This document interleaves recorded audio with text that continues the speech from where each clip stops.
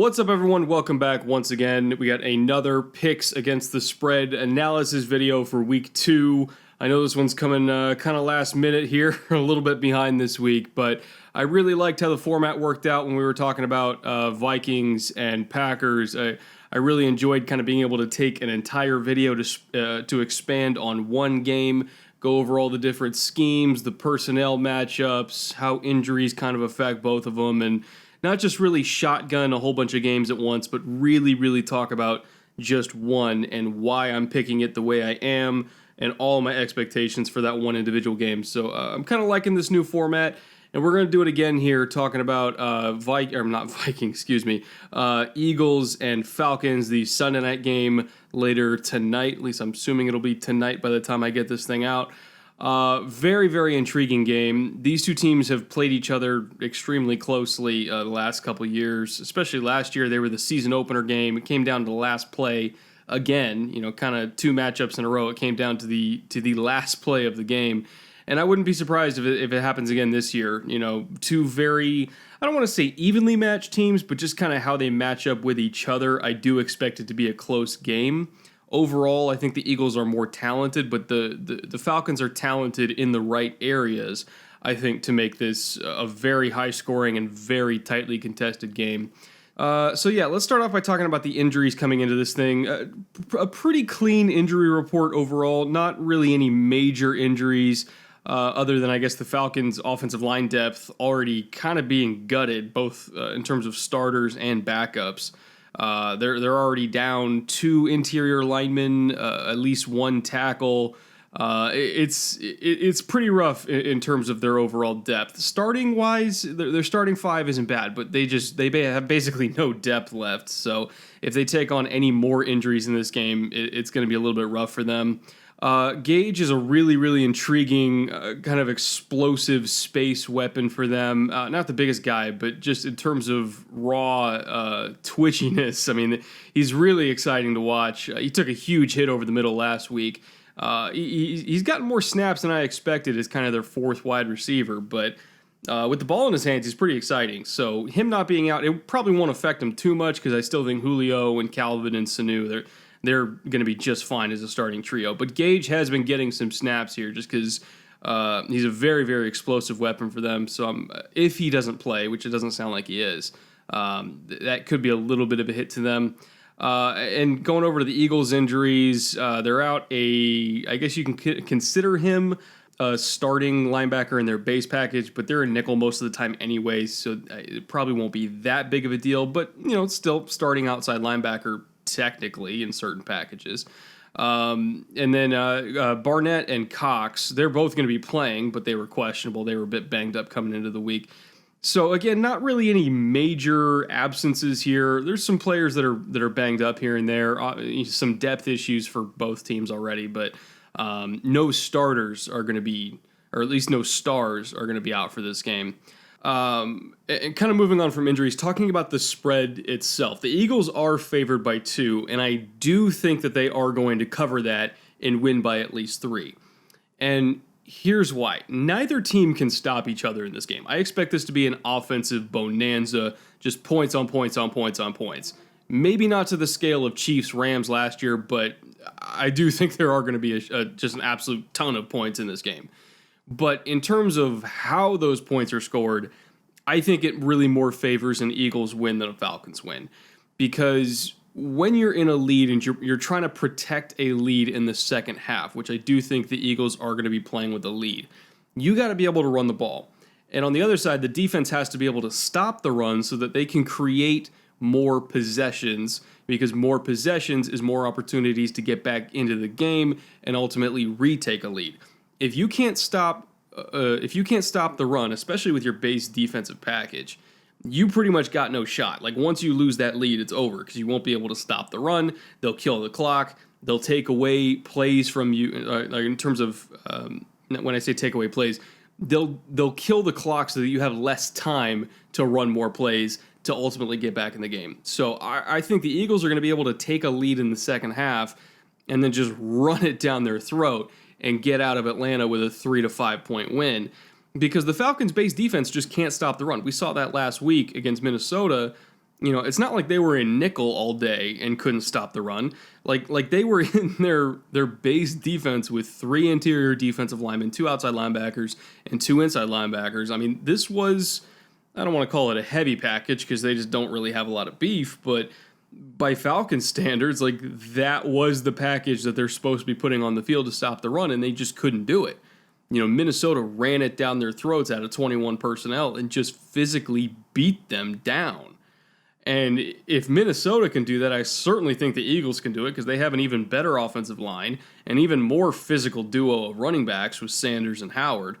I love Dalvin, but just in terms of pure physicality, he's really more of a kind of slash and slice and get to the edge kind of back than he is a bruise you, beat you up kind of back, set the tone kind of back. Like, that's what the Eagles have. They can set the tone physically. And so if you can't even stop Minnesota's run game, which is by no means soft, but it's not as downhill, hard-hitting, smash you in the face. If you can't even stop Minnesota's run game, you're definitely not going to stop Philly's run game. So I have serious concerns about the Falcons' ability to steal away possessions by being able to play sound run defense, which then translates to them not being able to get back into the game. And kind of speaking schematically here, because I don't think the base package for Atlanta is very good, I totally expect the Eagles to be in 12 personnel pretty much all game. If they want to play nickel to try to stop those tight ends from catching the ball, that's on them. But like Atlanta's proven that even with essentially a 5-man front, they can't stop the run. So I expect the Eagles to be in 12 personnel all game. Dare them to go into nickel to stop them from throwing it to Ertz and Goddard, and then just mash them with Sanders and Howard in the run game. It's a little bit different schematically. Like, they don't run a whole lot of that zone stretch, with a fullback leading to the edge like Minnesota does, but they still have a lot of different creative ways to get Miles Sanders to the edge and to open up creases inside for Jordan Howard. They'll run a little bit of outside zone, a little bit of inside zone. They'll run some crack toss. They'll run counter. They'll set up some outside zone and then kind of bait you into penetrating on the backside to stop it, which is one of the easier ways to stop it. And then they'll run trap right at you to create this huge lane right up the middle. Like, they have a very versatile and diverse run scheme in Philly that I think is going to be able to take advantage of that front, regardless of what the defensive personnel package is on the field. So, again, I expect the Eagles to be able to run the hell out of the ball in this game. And then once you kind of do get Atlanta into that base package, that's right where you want them in terms of passing the ball, too. Minnesota didn't have to throw it a lot last week. They only threw it 10 times. Mainly because the Falcons' offense just couldn't get off the ground, so they just weren't really forced to. This week, I think, is going to be a little bit different. I think the Falcons are going to be able to move the ball, so I wouldn't be surprised if Philly has to throw it a little bit more. But if you are going to throw it against any defensive package for Atlanta, you want to throw it against that 5-man front, that base defensive package, because that means there's one less DB on the field in exchange for just an interior defensive lineman. And their interior defensive linemen outside of Grady Jarrett aren't really great pass rushers. So it's not like they're throwing in an extra, pass rusher that can get after Carson Wentz here. Like, that's not really how they're built. It's pretty much Grady Jarrett and a whole bunch of other dudes on that defensive line. And so, when they're in that base defensive package, when they take a DB off the field, now you've got Alshon Jeffrey and Deshaun Jackson matched up with Desmond Trufant and Isaiah Oliver. And you've got Zach Ertz and Dallas Goedert matched up with probably Keanu Neal and Devondre Campbell, or maybe instead of DeAndre Campbell, maybe they'll have one of those edge defenders like McKinley or Beasley in like a peel technique, which, either way, whether it's Campbell or one of the edge players, or even Keanu Neal, I would give the advantage in that matchup to Ertz and Goddard all day long. I don't think the Falcons have anybody on their roster other than maybe Keanu Neal, and that's a maybe, that can cover any of these tight ends one-on-one. So again, that base defensive package for Atlanta, they can't stop the run with it, and I don't think they can stop the pass with it, particularly against Philly's personnel, because they don't have anybody that can cover elite tight ends. And this is the best tight end duo in the league. Like, not even close to me. Like, this is the best tight end duo in the league. And they can't stop it. They don't have anybody that can stop it. Again, Keanu's probably the only guy who might be able to survive. Everybody else on the team, no way. So what I expect is the Eagles to be in 12 personnel all game, bait them into nickel because it's the only shot they have to stop the pass game, run it down their throat until they go back into base, and then you just expose them with tight ends. I think we're going to see like a lot of probably trips left from that 12 personnel with either Ertz or Goddard isolated as essentially like an X receiver, and then trips on the other side, probably with the other tight end. Again, Ertz or Goddard, doesn't matter. Put them on the inside slot, and then you put Alshon outside, and then Deshaun Jackson inside of him. And so you get trips left with like a tight end in the near slot matched up with either an outside linebacker or an inside linebacker. That's a matchup made in heaven, especially on those RPOs that they like to do, where you kind of draw Deion Jones one way with a play action fake and then come back on the slant. Like, it's pretty much an unstoppable play for them. Or, if you do get Ertz and Keanu matched up outside, like that's a matchup I'll take all day for a jump ball. Or even if they play zone, like let's say they kind of want to get a corner on that matchup when they go trips left, and they want to put Desmond Trufant on that side. Again, it's still a size matchup. That's still something that I would love to run a slant with and just let Ertz box him out, or even just throw a back shoulder fade down the sideline. It's still a great matchup. And then on the other side, even let's just pretend they're in man. And you got Keanu on Ertz isolated, and then on the backside, like I mentioned, you got one of the linebackers, whether outside or inside, on Goddard. That means you're going to have Desmond Trufant on Alshon Jeffrey on the outside, and then Isaiah Oliver likely against Deshaun Jackson on the inside, because we saw Oliver match up with Thielen in the slot last week, so it stands to reason that he would be on whatever the inside wide receiver is, which would be Deshaun Jackson. That's not only is that a speed mismatch for Deshaun Jackson, because Isaiah Oliver cannot keep up with Deshaun Jackson. Like, he's a big physical corner, super long arms, but he doesn't have Deshaun Jackson's deep speed. So that right there is a mismatch to me. And then Alshon Jeffrey is a size mismatch for Trufant, because Trufant does have the speed to keep up with Deshaun, but he doesn't have the size to outjump Alshon and kind of fight with him through contact for the ball outside. So you either got size mismatches with Alshon and J.J. Arcega-Whiteside. On the outside, you have speed mismatches on the inside with Deshaun Jackson. You have a size and quickness mismatch with Goddard and Ertz against any of the linebackers and any of the safeties. This Eagles offense, in terms of diversity of weaponry, they can hit you in so many different ways, and the Falcons can guard none of them. There are no personnel matchups on the field, other than, I guess, Grady Jarrett against whoever is blocking him on any given snap. There are literally no personnel matchups other than that one that I think favor Atlanta on the defensive side of the ball. Not a one. Their pass rushers, I'm not favoring them at all. At least out on the edge, I'm not favoring them at all. Their linebackers in space, maybe Deion Jones against the running backs, I'll give them that one. But Devondre Campbell against the tight ends, hell no. The outside linebackers against the tight ends, hell no. Trufant against Alshon Jeffrey, no. That's a size mismatch. Isaiah Oliver against Deshaun Jackson, hell no. Like Keanu Neal against Zach Ertz, no way. There's no matchups other than Grady Jarrett as a pass rusher inside and maybe Deion Jones covering out in space, the few snaps he might cover a running back on like a check down because he's a really sound tackler in space. That's it. So I can't imagine the Atlanta defense holding up well against this personnel package, this 12 personnel package that I think is going to be so deadly this year. Not to mention Carson Wentz is back. It's going to be rough for that defense. 2 weeks in a row, I think it's going to be really rough for that defense. So yeah, that's why I have them covering the spread, just because I think there's so many different ways the Eagles can attack you, and Atlanta can't do anything about it. But that being said, that doesn't mean I think it's going to be a blowout. I mentioned the game will probably be 3 to 5 points just because Atlanta's going to be able to stay in it with the pass game. And I meant that. There are no DBs on the Eagles roster that can cover Julio Jones or Calvin Ridley man-to-man. There just aren't. And Austin Hooper is also a pretty underrated receiving tight end himself, especially on like the throwback screen game and the quick passing game. Really, really sneaky in the open field. So the Falcons have a ton of weapons themselves. And the Eagles' corners, while not bad, I don't think they're nearly good enough to match up with these guys on islands. or even in zone. It's just it's a terrible matchup for them. Like, this is the worst possible nightmare of a receiving core for these corners to face, skill set wise. The wild card is probably Avonte Maddox, who I think has a really bright future inside in the slot with them. If they were smart, I think they would try to have him match up with Ridley as much as humanly possible, because his quickness can at least mitigate Ridley's quickness a little bit. But even then, I would still give Ridley the advantage. I think he's a little bit more physical player than Maddox.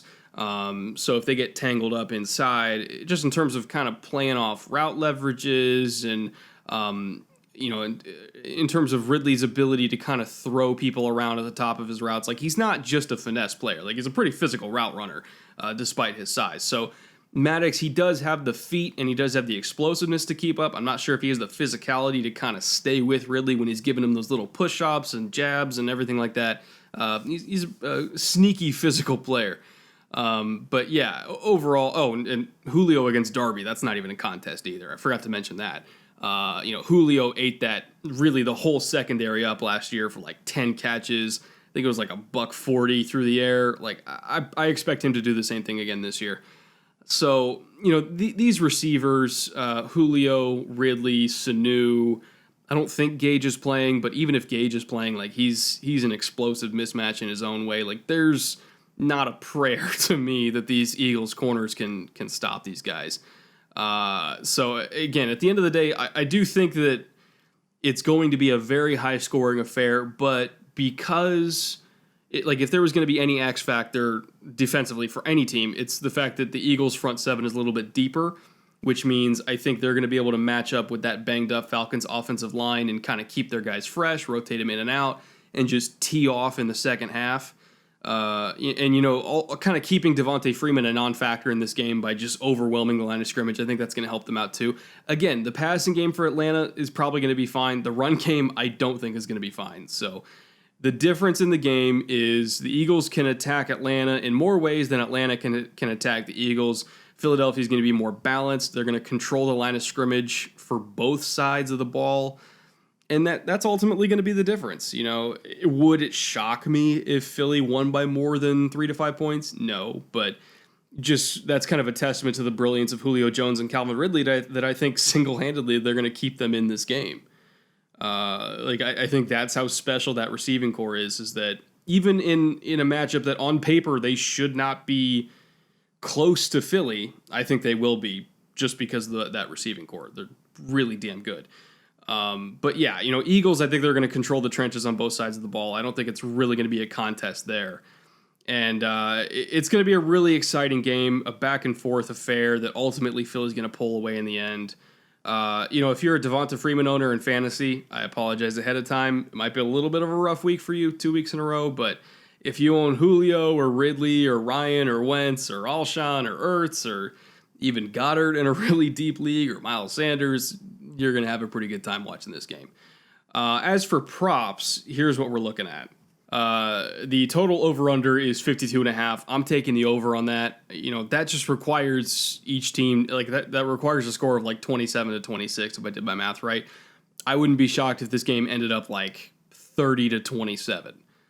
Some score around there, which would put you in the over. I think this is going to be a really high-scoring game. 52.5 seems like a little bit much, but it was the same kind of thing for last Monday night when I think the exact same line. It was 52.5 for New Orleans and Houston. I was betting the over all day, and they hit the over. So, again, I expect a pretty high-scoring affair, 2 high-octane pass games going at it. Really nothing more fun for a Sunday night than that. The individual props, Matt Ryan TD passes, over-under is at 2. I'm taking the over. I know that sounds risky to kind of bet on a 3-touchdown game, but I think with this receiving core and this quarterback, and Matt Ryan is still pretty damn good when he's protected, keyword when he's protected, but I think he can hit 3 in this game, between Julio and Calvin Ridley and Hooper and maybe even kind of getting some of these running backs involved in the screen game. I think he can hit 3. It's not as comfortable than the 1.5 lines that we had earlier with Rodgers and Cousins, but I think that he can hit 3 in this game, especially just with the nature of the game and them having to pass so much. I kind of feel comfortable with that. And then over-under for Wentz TD passes also at 2. And that I'm actually going to take the under. I think he's going to have a lot of yardage. Wouldn't be surprised if he throws 1 or 2. I don't know if he'll throw 3 because I think on the goal line they're really going to be feeding Howard and Sanders. And so if they kind of get inside the 5, just kind of taking advantage of that lack of size and physicality in the Atlanta front 7, if anything, I would expect him to kind of pound the rock in rather than throw it in just because they can. We saw that last week with Minnesota. I think they try to duplicate that. So I'm actually taking the under on Carson Wentz TD passes at 2. I think he throws 1, maybe 2 at the most, but I feel comfortable betting on him throwing 1 and then them rushing for maybe 3 more touchdowns on top of that with Sanders and Howard. I think it's going to be a big day for the running backs, at least in terms of touchdowns. Julio Jones receiving yardage over under 91.5. Give me the over on that. I think he smashes 100. Zach Ertz receptions over under 5.5. Give me the over on that. Calvin Ridley receptions over under 4.5. Give me the over on that. Ridley receiving yardage 54.5. Give me the over on that as well. Deshaun Jackson receiving yards over under 59.5. Give me the over on that. He can do that in literally 1 catch. I think if there's any over-under you feel good about, it's Deshaun Jackson at 59.5 because he can catch 2 balls and still go for 80 yards in a game, especially if they match him up with Isaiah Oliver. If they kind of motion him into a stack and force that matchup with motions into stacks like some teams like to do to get that speed mismatch, that's a wrap. I'll take that over all day. So I'm taking the over on pretty much every individual prop bet in this game just because I think that people are vastly underestimating how many points there are going to be. In terms of touchdowns, again, I expect the Eagles running backs to get a lot of the touchdowns, but I expect their receivers and their tight ends to get most of the yards. So pretty much all the over-unders, I'm taking the over in this game. There's going to be more points than people expect. I truly believe that. But yeah, that'll wrap it up for this game. Again, overall theme, I'm taking the Eagles to cover, but it is going to be a very high scoring and very, or at least surprisingly close affair. I think people are going to be reminded why Matt Ryan is a perennial Pro Bowl, all-pro caliber quarterback who just doesn't get nearly enough respect as he deserves. He's probably the most disrespected MVP winner that I've ever seen. It's ludicrous how many people discount Matt Ryan as a quarterback. He's phenomenal to me. One of the best picks of the last decade for any franchise. I don't care who we're talking about. And then Carson Wentz, also, an MVP caliber quarterback in his own right. I'm a huge Carson Wentz fan, so seeing these two guys go toe-to-toe on Sunday night, really letting it all air out, I cannot wait to watch this game. And if you want to bet on this game yourself, for anything that you've seen here, really, whether it's the prop bets, the over-under, the spread, which is going to be shifting all the way up until kickoff, I can pretty much guarantee you that. Head on down to that link in the description below and enter promo code Brett because that will give you a 100% deposit bonus on MyBookie, our sponsor for this whole season.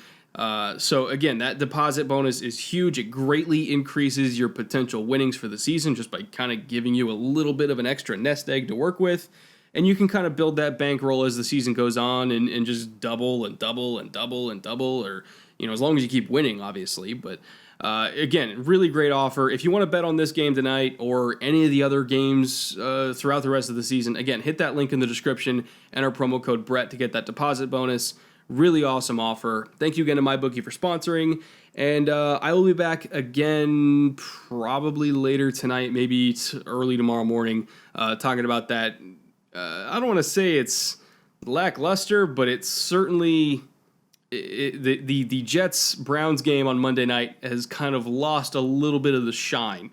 But I do want to talk a little bit about the Browns going forward and the Jets going forward so that we know how to bet them throughout the rest of the season, because these are two very different teams than the ones that we were expecting to be getting a few weeks ago. So tune in for that tomorrow. Again, thank you to MyBookie for sponsoring. Check out that link in the description, and I'll see you guys later.